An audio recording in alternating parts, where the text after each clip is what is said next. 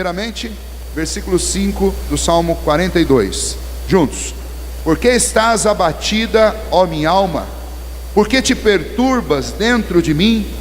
Espera em Deus, pois ainda o louvarei, a Ele, meu auxílio e Deus meu. Versículo 11.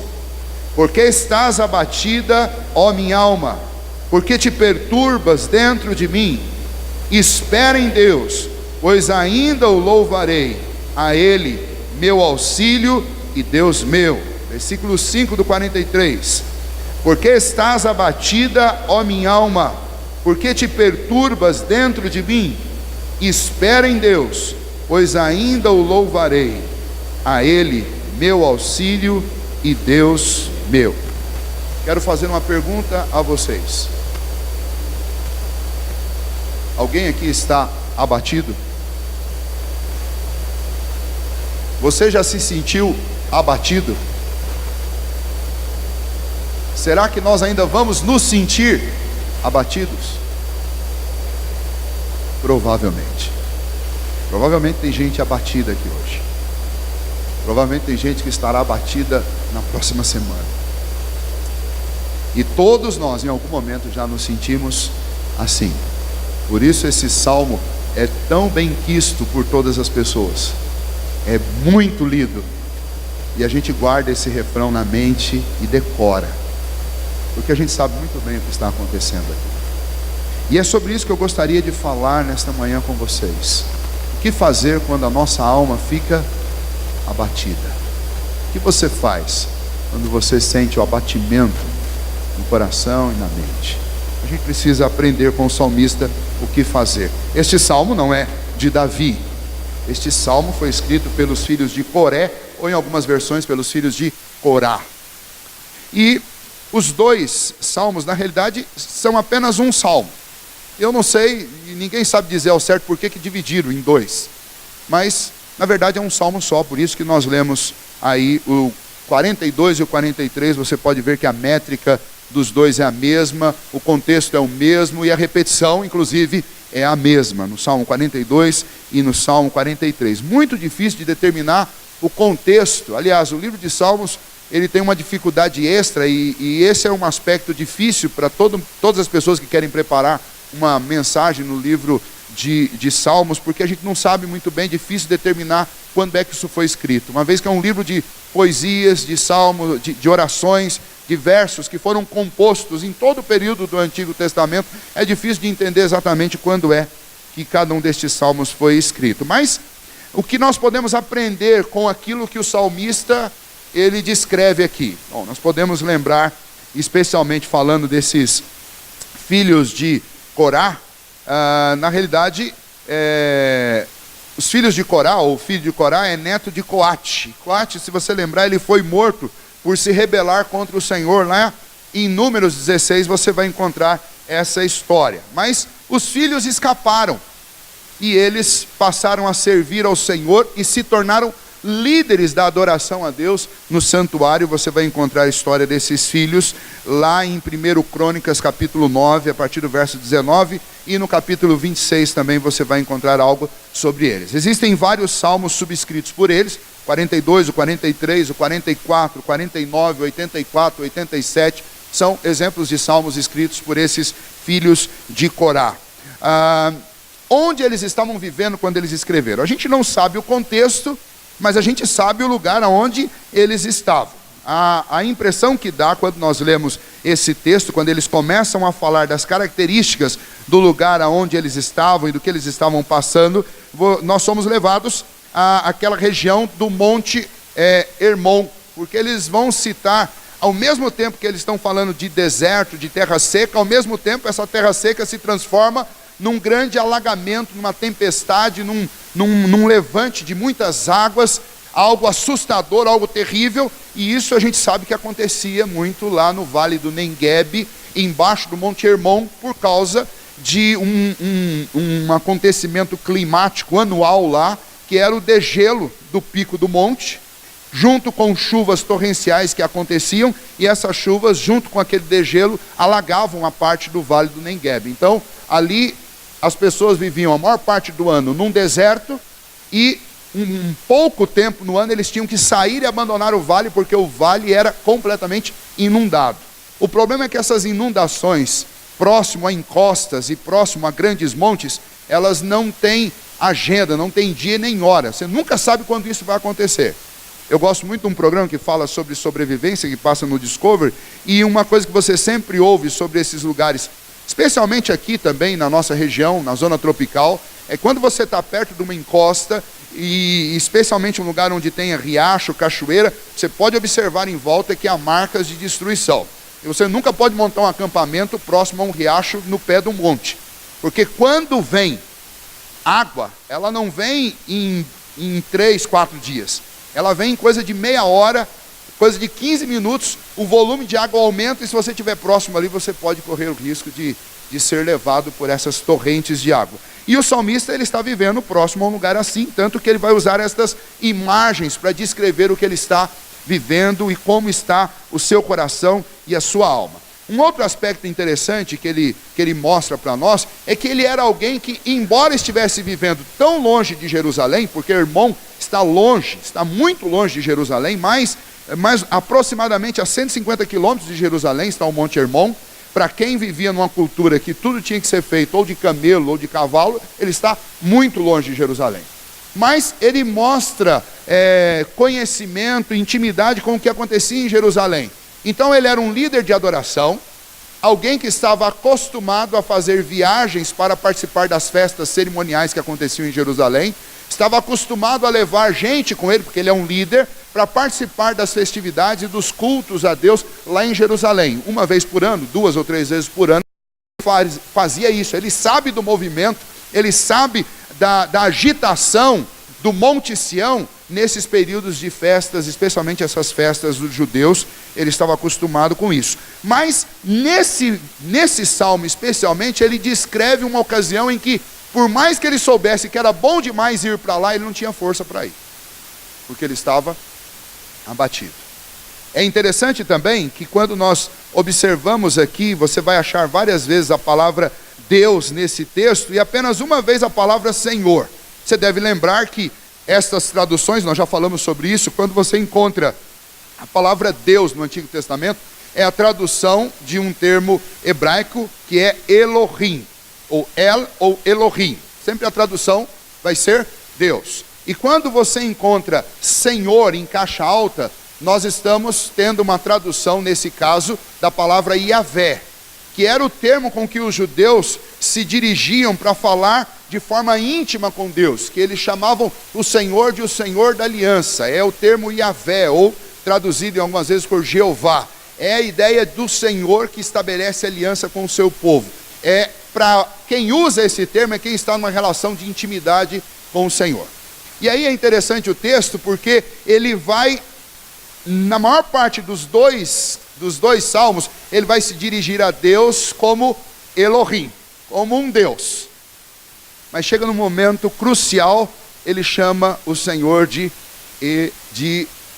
Jeová, de Yahvé, do Senhor da aliança. É a ideia de alguém que está se sentindo distante de Deus, e aí em um determinado momento Deus o alcança, e ele volta a enxergar Deus não como um Deus, mas como o Senhor da aliança, o meu Deus, o Deus que me acudiu, me socorreu, me trouxe alegria. Uma outra ideia interessante que aparece nesse texto é que o Salmo 42 e 43 são dois salmos que exemplificam uma oração e uma relação de profunda intimidade com o Senhor.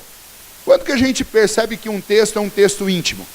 Pela quantidade de pronomes que você encontra no texto. Quando você está lendo um texto, como por exemplo uma notícia no jornal, você vai encontrar poucos pronomes. Mas quando você está dentro de uma poesia, dentro de uma oração, dentro de uma declaração de amor para alguém, por exemplo, você vai encontrar muitos pronomes. Essa é a marca da poesia, essa é a marca da melodia. Muito pronome. E especialmente nestes Salmos 42 e 43, existe uma quantidade de pronomes imensa. São 50 aparições de pronomes aqui. Significa que é alguém que está falando intimamente com Deus, está se dirigindo direto com Deus, não tem intermediário, não tem ninguém no meio do caminho, é Ele e Deus. E a terceira curiosidade que eu queria colocar nesse texto para vocês é que, nesse texto, o salmista questiona Deus 11 vezes. 11 vezes ele questiona a Deus e questiona a si mesmo, questiona a sua alma e ao mesmo tempo se dirige imediatamente e questiona Deus. 11 vezes. E isso é importante. É exatamente por causa disso que nós vamos ao centro desses questionamentos, que são esses versículos que nós repetimos, para ver o que está acontecendo com ele. Este momento dele de intimidade com Deus é exatamente para levar diante de Deus o que está acontecendo com o seu coração. O seu coração está ansioso, o seu coração está abatido, o seu coração está cansado, está esgotado. Talvez exatamente porque ele estava vivendo há tantos anos longe e parece que o Senhor não o trazia para perto. Essa parece ser a ideia do contexto aqui. Ele visitava Jerusalém de vez em quando, mas ele gostaria de estar lá. Mas parece que Deus não promovia um jeito dele mudar para lá. E ele provavelmente estava exilado nesse lugar aí, tentando se mudar para mais perto de Deus. E então ele tinha saudade, ele tinha lembrança, ele tinha uma série de questões. Essa era a situação do salmista e ele estava se sentindo abatido por causa disso. Mas a questão é, por que você está se sentindo abatido? Por que nós nos sentimos abatidos hoje? Cada um de nós vai ter um motivo diferente, como esse motivo que eu contei aqui dos filhos de Corá. Mas no meio desses motivos todos, nós precisamos entender que existe um motivo principal pelo qual a nossa alma se abate. E é a primeira lição desse texto para nós. As nossas almas, o nosso coração, eles ficam abatidos exatamente pelo anseio que nós temos por Deus. E exatamente por nós termos um anseio, uma necessidade que é natural nossa, por Deus, porque fomos feitos por Deus, quanto mais distantes nós ficamos de Deus, mais abatidos nós nos tornamos. E esse é um ponto elementar. E essa é talvez uma das principais verdades ignoradas e negligenciadas pelas pessoas ao longo de toda a história da humanidade. Sejam as pessoas que não sabem nada sobre Deus, que não têm contato algum com a fé, sejam as pessoas que foram criadas dentro da igreja. Parece que esta verdade, por mais elementar que ela seja, ela é sempre ignorada pela gente. E não poucas vezes, até aqueles que frequentam diariamente ou periodicamente, semanalmente a igreja, também se sentem esgotados e abatidos. E até chegam a dizer, mas olha, eu não falto à igreja, eu estou sempre lá. Mas não é a igreja que supre o vazio e o anseio do seu coração. É o Senhor, é dele que nós precisamos. Uma vez uma pessoa me disse assim, pastor, eu tenho ido à igreja, mas eu tenho saído de lá abatido. Parece que todo mundo sai feliz e eu não saio. Eu continuo vazio. E foi um dia que eu preguei que a presença do Senhor enchia o nosso coração e o Senhor tirava o vazio da nossa alma. E essa pessoa chegou e falou, pastor, eu sou crente há muitos anos e eu estou me sentindo vazio, eu estou vindo à igreja. Eu falei, não é questão de vir à igreja. Uma pergunta básica aí, pergunta de escola dominical, por que a gente vai à igreja? Porque a igreja precisa da gente? Porque Deus precisa de mim? A gente vai à igreja porque a gente precisa de Deus. A igreja é um lugar onde, em tese, eu vou ter mais tempo e vou ter mais condições de buscar a Deus sem ser atrapalhado por outras coisas, porque eu vou me juntar com um povo que está buscando a Deus. Mas também é verdade que no meio disso eu também posso me distrair. Quando os meus olhos são tirados daquilo que é fundamental, que é a busca por Deus, e eu começo a colocar os olhos nas coisas. E aí existem as desculpas ou as motivações mais diferentes. Se você pega, por exemplo, uma pessoa extremamente organizada e chega e percebe alguma coisa desorganizada, a pessoa tira o foco de buscar a Deus e começa a sofrer pela desorganização. Você pega talvez uma pessoa um pouco mais crítica e de repente uma frase que foi dita na oração de alguém, ou um erro talvez de português na leitura da Bíblia, ou talvez uma falha do pregador na hora de expor a palavra de Deus, tira a sua concentração e ao invés de buscar a Deus, você começa a buscar outras coisas. Ou talvez você senta no banco, mas não consegue trazer com você o seu coração e a sua mente. A sua mente e o seu coração continuam sentados em casa, se alimentando dos problemas e das fadigas da vida. Mas em todos os casos, o problema é o mesmo. É necessidade de Deus. E a gente não consegue. E então o salmista está demonstrando aqui que quando você estiver abatido, você precisa considerar, o seu problema é fome de Deus. É isso que os versículos 1, 2, 3, 4 e 5 estão dizendo. Ao mesmo tempo que o salmista diz, por que estás abatido a minha alma? E pergunta isso, por que te perturbas dentro de mim? Ele já dá a resposta, espera em Deus, pois ainda o louvarei. A Ele, meu auxílio e Deus meu. O que ele está dizendo é, nós estamos, como se ele estivesse conversando com a alma dele e ela fosse outra pessoa. Ele está dizendo, ô minha alma, por que você está abatida? Por que você está se perturbando? E aí ele mesmo já dá a resposta, fica tranquilo, nós vamos nos encontrar com Deus. Espera um pouquinho, porque já nós vamos louvar. A ideia é, nós estamos há muitos dias, nós estamos há muitos meses distantes do Monte Sião. Espera, minha alma, e nós vamos louvar ao Senhor, o nosso auxílio e o nosso Deus. É como se o salmista estivesse conversando com ele mesmo, lidando com as perguntas e ao mesmo tempo dando as respostas. E a resposta ele já dá nessa pergunta que ele faz e na resposta que ele traz para a sua própria alma. A resposta é Deus. O que tira o abatimento do meu coração? Louvar a Deus. O que tira o abatimento do meu coração? O auxílio de Deus. Sabe essa palavra que está traduzida aí por auxílio? Essa palavra também é traduzida em outros lugares na Bíblia como saúde. Isso mesmo, saúde é a mesma palavra no hebraico, para auxílio e para saúde. E as aplicações são as mais diversas. Se você pensar no ambiente que nós vivemos, que é um ambiente extremamente corrosivo para o nosso coração e para a nossa alma, quando nós buscamos ao Senhor, o Senhor dá saúde para o nosso coração. O Senhor traz saúde para a nossa alma. O Senhor é o grande remédio que você precisa. Não sei se você é daquelas pessoas que tem aquela tonelada de remédio em casa. Depois que a gente passa dos 40, ninguém avisa isso antes, né? Mas depois que você passa dos 40, você começa a ter uns amigos que são sempre presentes, ó.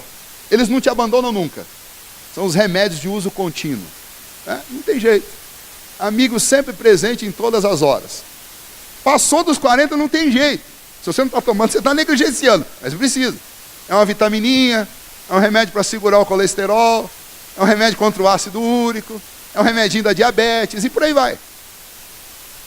Mas esses remédios, eles podem até resolver alguns problemas específicos da sua vida. Mas o grande, definitivo remédio para o seu coração, e se o seu coração estiver saudável, o seu corpo também estará, este remédio é o Senhor. O salmista sabia disso aqui. 600 anos antes de Cristo, aproximadamente, esse salmo foi escrito. Que é esse contexto de quando tinha gente exilado lá perto do irmão. Nesse tempo, esse salmista já sabia dizer para a alma dele, minha alma, você está abatida, só tem um remédio que pode te levantar. E esse remédio é Deus. Agora, diferente, e nós vamos observar que o salmista vai também chegar a essa conclusão, diferente do que normalmente nós pensamos, Deus não está guardado aqui dentro do templo, irmãos. Eu posso falar com Deus dentro da minha casa, eu posso falar com Deus no meu trabalho. E Deus não depende de você vir à igreja para Ele te encher com a presença dEle. É por isso que muitas vezes a gente vem à igreja e sai vazio, exatamente para Deus mostrar para você que Ele não está preso aqui dentro. Mas você pode orar e pode falar com Deus dentro do seu carro, pode colocar uma canção que exalte e glorifique a Deus e refletir enquanto você canta, abrir a sua Bíblia, começar a ler a Bíblia e ore e fale com Deus, e Deus vai encher sua alma e seu coração. E o abatimento vai embora. Não é fluoxetina que cura abatimento da alma. Não é Rivotril que cura abatimento da alma. Quem cura o abatimento da alma é o Senhor. Está se sentindo abatido? A sua alma anseia por Deus. E é Deus que você precisa dar para a sua alma. Ele é o auxílio, Ele é a saúde para o seu coração e para a sua alma. E a gente sabe quando alguém está doente. Vocês já perceberam que parece que fica escrito doença no rosto? Quando a gente está doente, a primeira coisa que identifica que a gente está doente é o rosto. Deviam fazer um sistema de identificação de doença pelo rosto. Porque o rosto da gente mostra quem está doente. Da mesma maneira que quando nossa alma está com saúde, o nosso rosto mostra isso. O salmista dizia isso também. Um coração alegre constitui um bom remédio. Tinha até uma musiquinha no passado que a gente cantava. Um coração alegre constitui um bom remédio. Bom remédio é o coração alegre. Mas o espírito triste seca os ossos. Um coração alegre. Aí eu não vou lembrar o finalzinho, mas ele termina exatamente falando que um coração alegre é um coração cheio de Jesus. Porque o Senhor é a saúde para a nossa alma. É isso que esse salmista está dizendo. Por que está abatido a minha alma? Espera um pouquinho, que logo logo nós vamos louvar a Deus lá na casa do Senhor. O Senhor traz alegria para a nossa alma. Mas, além desta lição que nos faz lembrar, nos alerta que o remédio da nossa alma é Deus, porque a nossa alma anseia por Deus, ele fala também a respeito das lembranças de Deus. É importante, a partir do versículo 6 até o versículo 11, ele começa então essas reminiscências de quando ele ia lá, e quando ele chegava na casa de Deus, de quando ele celebrava essas coisas, e como ele se alegrava com isso tudo, e então ele vai nos fazer lembrar, ou nos ensinar que nós devemos lembrar de Deus. O versículo 6 diz: sinto abatido dentro de mim a minha alma, lembro-me portanto de ti nas terras do Jordão, e no monte Hermon, e no outeiro de Mizar. Aí no mesmo momento parece que esses lugares se transformam num grande abismo, e grandes águas passam e tumultuam, e tormentam tudo isso, e no versículo 8 ele diz: contudo o Senhor durante o dia me concede a sua misericórdia, e à noite comigo está o seu cântico. Ele está fazendo referência à volta do exílio lá do Egito, quando o Senhor durante o dia colocava sombra sobre a cabeça deles com uma nuvem, e durante a noite colocava uma coluna de fogo que trazia calor e luz para eles. E ele está repetindo este mesmo refrão, dizendo: Deus continua fazendo isso, Deus continua sendo o refresco para a nossa alma durante o dia, porque Ele nos dá a sua misericórdia, e durante a noite Ele nos faz cantar, Ele coloca júbilo no nosso coração. Uma oração ao Deus da minha vida. É como se ele estivesse dizendo: começa a abastecer a sua alma quando você estiver abatido. Começa a abastecer a sua alma com lembranças daquilo que Deus já fez. Pode não ter sido com você, mas pode ter sido com o povo de Deus lá no passado. Mas é importante que você traga isso para o seu coração. Lá em Lamentações de Jeremias nós lemos uma frase que nós decoramos: quero trazer à memória aquilo que me dá esperança.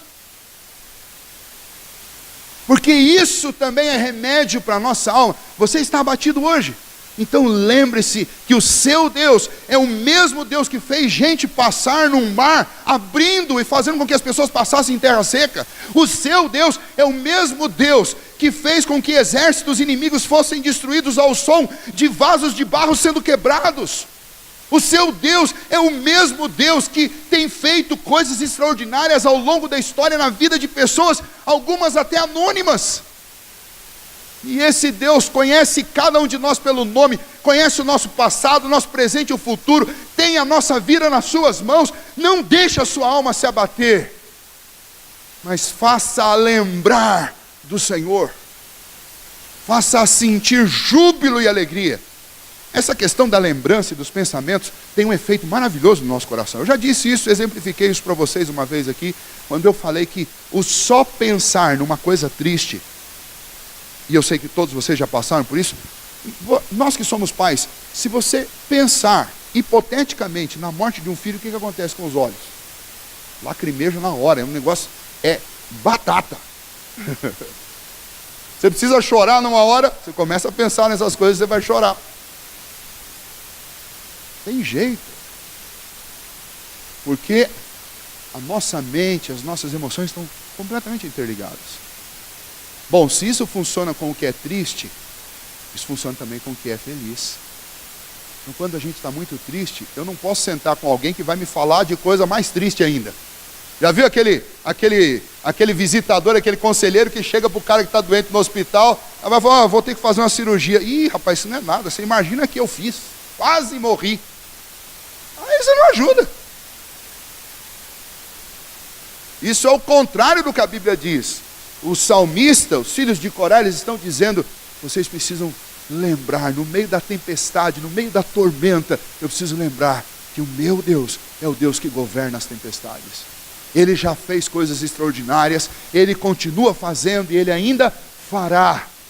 Contra todo o abatimento do meu coração, eu preciso lembrar das obras poderosas de Deus, porque é isso que cura o nosso coração e a nossa alma. E é o que Ele faz. Do versículo 6, você pode observar que até o versículo 11, Ele vai falando sobre isso. Ele fala ainda que os meus adversários, e Ele conta alguma coisa que entrega a identidade dele. A identidade dele é de um líder religioso mesmo. Por quê? Porque os inimigos se dirigiam a ele porque sabiam quem ele era. Sabia da fé dele. Então ele não era alguém anônimo. E os inimigos estavam constantemente dizendo assim: cadê o seu Deus? Está morando aqui ainda, exilado aos pés do irmão? Pior lugar para você morar? Cadê o seu Deus? Ele não vai tirar você daqui? E aí ele diz que a alma dele se atormentava exatamente por causa dessa constante irritação que ele sofria, por causa do deboche dos seus inimigos. Mas no meio dessa irritação e desse deboche, ele lembra que Deus é a sua justiça, lá no capítulo, no Salmo 43. Deus é a minha justiça. Eu não posso me deixar bater pelos esses homens, porque eles não têm quem defenda a justiça deles. Mas eu posso falar: Senhor, faz-me justiça, porque eu sei que o meu Deus me guarda. Então, ele está trazendo à memória a sua teologia, ele está trazendo à memória o seu conhecimento bíblico, ele está trazendo à memória a sua confiança, ele está trazendo à memória o poder do seu Deus. Contra todo abatimento, nós precisamos da presença de Deus, mas nós precisamos também lembrar de quem é esse Deus, lembrar dos seus atributos, lembrar do seu poder, lembrar das suas obras. E por último, o capítulo, ou Salmo 43, ele basicamente dá o terceiro ensino, a terceira lição desse texto, para nós colocarmos em prática no meio dos nossos abatimentos. Confiança em Deus. Confiar em Deus. A gente sabe muito bem essa expressão, a gente canta isso, a gente já ouviu isso milhões de vezes dentro da igreja, mas a nossa prática nem sempre descreve uma vida de confiança em Deus. Porque uma vida de confiança em Deus é uma vida que realmente descansa. Quando todo mundo se agita, descansa em Deus. Quando a pessoa tem convicção de algo, pode chegar 100, 1000 pessoas do lado dizendo o contrário, e essa pessoa continua firme na sua convicção. Confiança é isso. Quando eu confio em alguma coisa, de todo o meu coração, eu não me demovo com facilidade daquilo ali. E a gente precisa aprender isso. Tem pessoas que confiam em coisas muito mais do que nós confiamos em Deus. Eu posso dar um exemplo para vocês. Tem um médico que tratou do nosso filho durante muito tempo, e continua tratando ainda, é porque não é a mesma cidade, e a gente às vezes tem dificuldade de estar constantemente levando-o lá. Mas vocês devem conhecer, Dr. Pedro Ozzi, é um médico homeopata. A primeira coisa que eu ouvi falar sobre esse homem é o seguinte: olha, pastor, esse camarada aí, ele tem convicção do que ele faz. Pra você ter ideia, ele tem um neto dele que teve meningite, sei lá, é dessas doenças que dá dor de meningite. Teve meningite, tinha que ir para o hospital tomar um monte de remédio, mas o homeopata é contra você usar essas drogas, né, a grande maioria delas. Ele falou, e ele não deixou levar o filho para lá, e ele tratou de um filho com meningite com remédio de homeopatia. Depois vou cobrar um cascalho dele pela propaganda. Pois não é que o filho foi curado? Agora você pensa na responsabilidade de um cidadão desse, se isso não acontece. Agora, o exemplo que a gente tira disso é o seguinte: é a convicção, e quando você tem convicção de uma coisa, isso te põe contra tudo e contra todos, e você não se demove da sua posição. Você já imaginou se nós tivéssemos realmente uma confiança em Deus, do tamanho da confiança que esse médico tem na medicina que ele trabalha? Será que a nossa confiança é assim também? Será que nós teríamos coragem de fazer um negócio desse? Falar, não, nós somos crentes e o meu filho, a vida dele está nas mãos do Senhor. Porque normalmente a gente critica esse tipo de atitude. Não é assim que a gente faz? A gente critica, não. E eu estou falando como pastor, eu sou o primeiro a ir no médico, comprar o remédio e tomar. Porque eu acredito que realmente a medicina, ela também está a serviço de Deus e Deus a usa. Mas o que eu estou usando é apenas uma comparação do que é sentir convicção de que realmente você está certo, de que aquilo onde você está depositando as suas esperanças é um lugar seguro. E não importa o que vão dizer, porque quando eu ouvi contar essa história, olha, todo mundo criticou ele e chamou ele de irresponsável por causa de fazer isso. Mas ele continuou firme, por quê? Porque ele tinha convicção. Então, confiança, vejam bem, é esse que é o ponto para nós. Confiança exige convicção. Tem convicção que Deus é Deus? Tem convicção que Deus te guarda? Tem convicção de que a sua alma precisa do Senhor? Tem convicção que o Senhor no momento certo vai te salvar? Tem convicção que do trono da graça do Senhor vem a providência que você precisa? Você tem essa convicção? Porque para confiar em Deus é preciso ter convicção. E esse salmista aqui, parece que ele estava vivendo um momento de altos e baixos. Uma hora ele está confiante, outra hora ele não está, outra hora ele está confiante, outra hora ele não está. Mas chega aqui nessa última parte, ele demonstra, realmente ele confia. Então ele vai dizer, pois tu és o Deus da minha fortaleza. Ele diz, ó o vacilo. Mas por que me rejeitou? Por que me rejeitastes? Por que hei de andar eu lamentando sobre a opressão dos meus inimigos? Mas daí volta a confiança. Senhor, envia a tua luz e a tua verdade para que me guiem e me levem ao teu santo monte e aos teus tabernáculos. Senhor, eu não vou deixar de ir esse ano na casa do Senhor. Eu não vou ficar aqui envergonhado diante dos meus inimigos. Eu vou à casa do Senhor. Mesmo que o Senhor não me tire dessa terra, mas eu vou. Quer dizer, ele tem convicção de que se ele está ali, ele está porque Deus tem um propósito para ele ali. Não vai deixar a alma dele se abater, porque tem gente falando para ele, onde está teu Deus? Mesmo que os outros não creiam, mas ele crê. Mesmo que os outros não confiem, ele continua confiando. E é esse o remédio que ele dá para a alma. Ele confia em Deus. E o versículo 4 ele diz, então irei ao altar de Deus, que é a minha grande alegria, ao som da harpa, e te louvarei, ó Deus, Deus meu. Ele não está falando que Deus vai tirar ele lá do Vale do Hermon. Ele não está falando que Deus vai resolver o problema dele. Mas ele está dizendo, ainda assim, continuando morando aqui, sendo zombado pelos meus inimigos, eu vou continuar indo na casa do Senhor, porque eu confio no Senhor. Sua alma está abatida porque os problemas que você queria que Deus resolvesse ainda não foram resolvidos. Não pare de buscar a Deus e não pare de confiar em Deus, porque Deus tem o tempo certo para fazer todas as coisas na nossa vida, amém? Nós precisamos continuar buscando a Deus, continuar orando, continuar louvando a Deus, continuar exaltando o nosso Deus, porque Ele nunca deixou de ser Deus e nunca deixará de ser. Nós precisamos confiar no Senhor. Precisamos alimentar a nossa alma com Deus, porque ela anseia por Deus.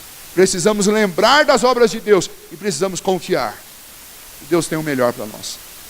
E Ele sabe exatamente o momento de nos salvar e de nos resgatar. Então ele termina com a pergunta, por que está abatida, ó minha alma? Espera pelo Senhor, porque nós ainda vamos louvá-lo. Ele está dizendo, tenha calma, espera mais um pouquinho, que o dia da vitória vai chegar. E esse salmo, obviamente, ele aponta para a obra de Cristo e para tudo aquilo que o Senhor faz. A gente continua peregrinando nesse mundo, aguardando pelo céu. E tem dias que a gente cansa de aguardar, não é? Tem dia que a gente fala, Senhor, eu não aguento mais. A gente só não fala, me leva para a glória, porque a gente tem um medo miserável da morte. Mas que dá vontade de falar, Senhor. E esse salmo diz, quando essa vontade bater, você fala assim, espera minha alma, espera pelo Senhor, porque nós ainda vamos louvá-lo. Um dia, passando pela morte ou não, nós todos seremos reunidos diante do trono do Todo-Poderoso. E o salmista diz aqui, esse trono é a minha alegria. Um dia nós vamos ser colocados diante desse trono e nós vamos louvá-lo para sempre. Esse é o grande remédio para o abatimento da nossa alma. Então, se a tua alma está abatida hoje, é porque ela precisa de Deus, você veio para o lugar certo.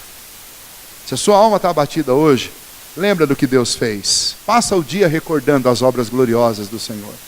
Se a tua alma está abatida, não perca a confiança. Continue acreditando em Deus. Mesmo que todas as pessoas ao redor seu parem de acreditar, continue acreditando, continue confiando. Não deixe a sua convicção ser abalada pelas dificuldades, mas confia e espera pelo Senhor. Que Deus nos ajude e que Deus cure o abatimento do nosso coração, porque Ele é a saúde que a nossa alma precisa. Que Deus faça a sua alma e o seu coração saudáveis, na glória dEle e para o seu bem. Vamos encerrar esse momento cantando a Deus o hino 110, que fala que Jesus é esta companhia gloriosa que vai conosco, mesmo quando passamos nos vales difíceis da vida, mesmo quando nós enfrentamos momentos tempestuosos, mas Ele firma os nossos passos, Ele nos anima, e Ele nos faz entrar nessa atmosfera maravilhosa do céu, que é esse momento de contentamento antes de chegarmos lá.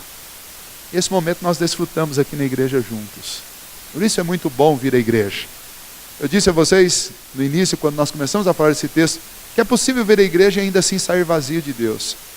Mas eu também preciso dizer que a igreja é o melhor, é o lugar onde você tem mais chance de sair cheio de Deus. Porque aqui nós vivemos nessa atmosfera. Essa atmosfera que antecede o céu. Porque aqui nós ensaiamos louvores ao nosso Deus. Porque aqui nós meditamos na palavra do nosso Deus. Porque aqui nós oramos e buscamos o nosso Deus juntos. E é a melhor chance que você tem de sentir a presença de Deus no seu coração.